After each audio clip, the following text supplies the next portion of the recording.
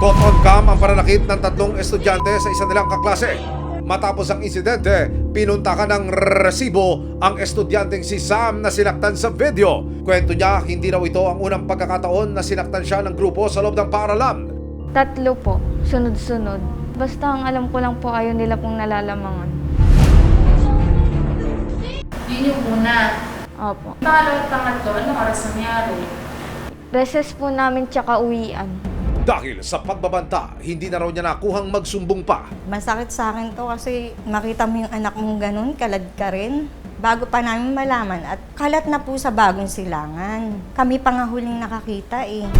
Dahil dito, nakipag-ugnayan si Len sa paaralan para alamin ang mga ginagawa nila tungkol sa insidente. Ngayon, ang ginawa nila, sasagutin naman daw nila yung pagpapagamot ng anak ko. Yung isang nanay nagbigay ng halagang 500 pesos para sa pa-check up ng anak ko.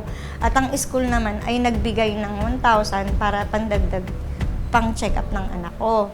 Sa tulong ng resibo, sinuri si Sam ng isang neurologist para makita ang kanyang kalagayan. Maliban sa trauma sa ulo, yung trauma sa psychological trauma na sustain ni Sam. Kailangan ng intervention, ng psychological o psychiatric intervention.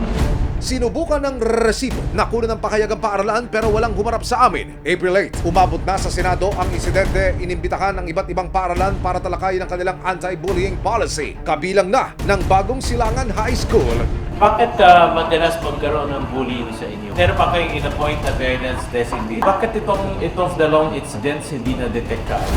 Sino-sino nga ba ang dapat managot sa ganitong mga insidente? Ano ang pananagutan ng paaralan ng mga guro at ng mga magulang? Abangan ang buong kwento sa Resibo. Walang lusot ang may atraso ngayong linggo.